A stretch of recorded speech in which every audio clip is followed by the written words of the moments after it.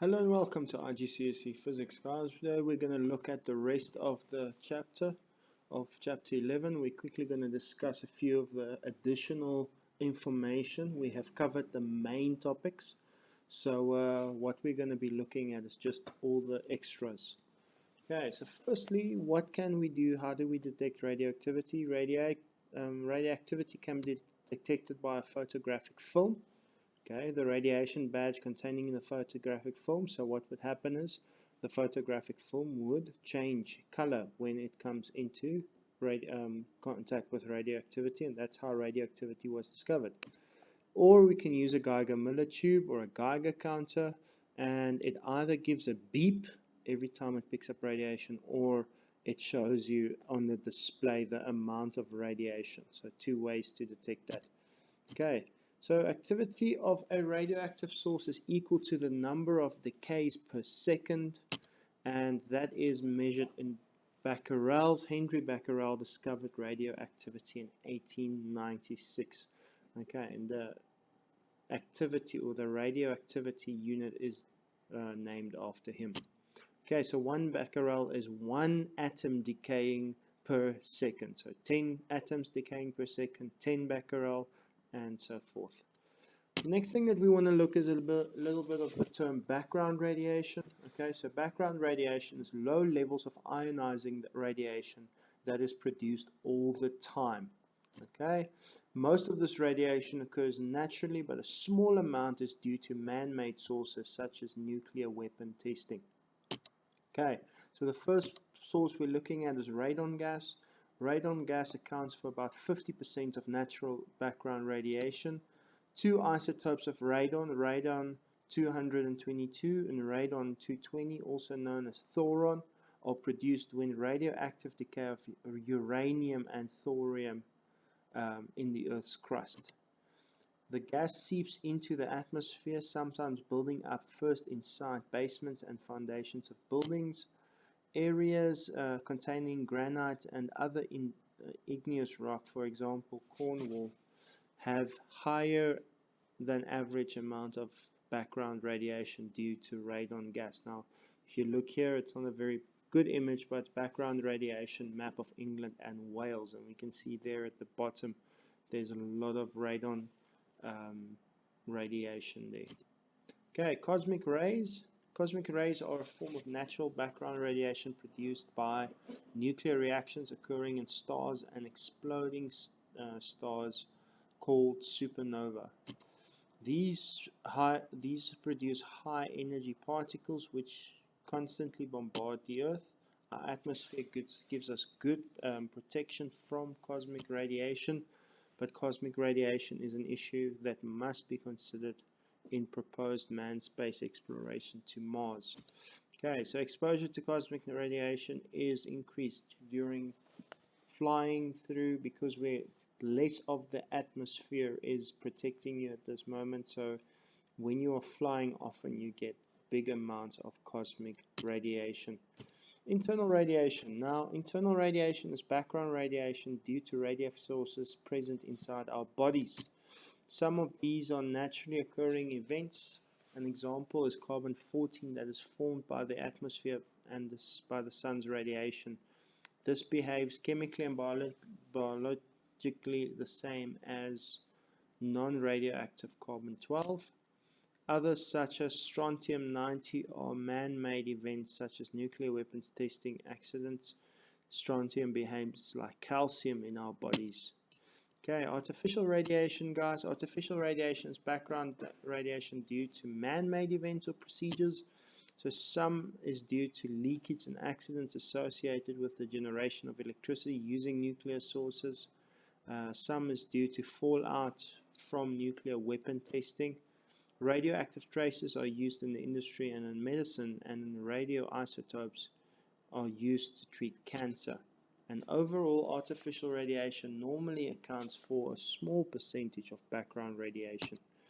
So explosions of the Chernobyl power plant in Ukraine in 1986 played significant radioactive isotopes into the atmosphere.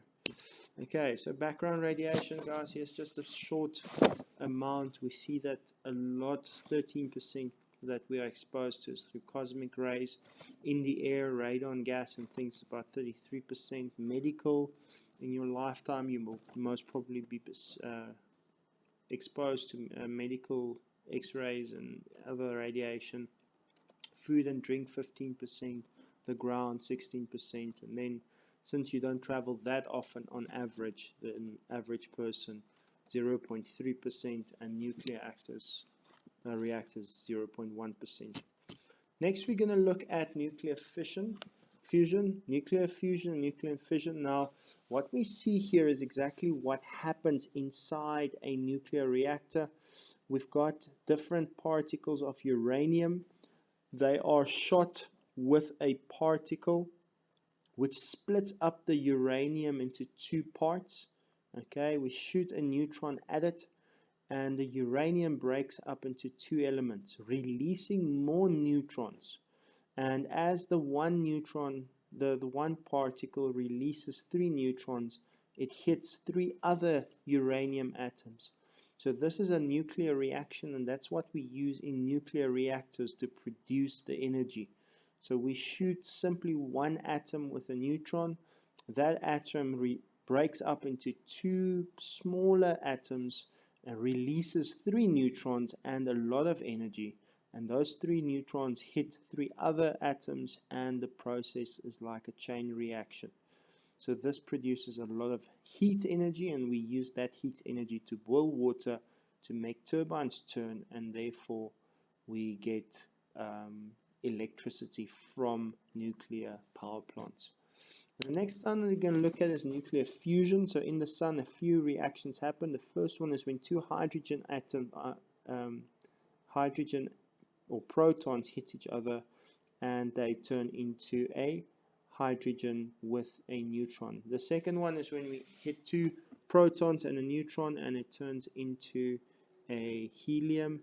And then when we get 2 of those heliums, that turn into a helium. So 2 protons combine, it gives off a beta positive and a antineutrino to make a neutral atom.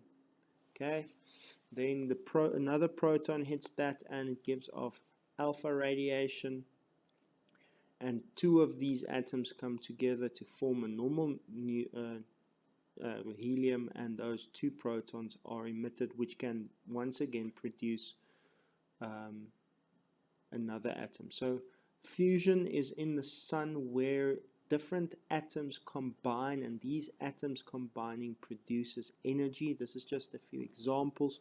We see it emits gamma and beta radiation. It also emits anti-neutrinos, and it is a constant process because it constantly repeats itself again. As you can see, the 2 protons form a proton and a neutron. When another proton hits the proton and the neutron, it turns into a particle with 3 in its nucleus, releasing gamma radiation. And then when 2 of these proton-neutron combinations bump into each other, it forms a normal helium and gives off 2 protons.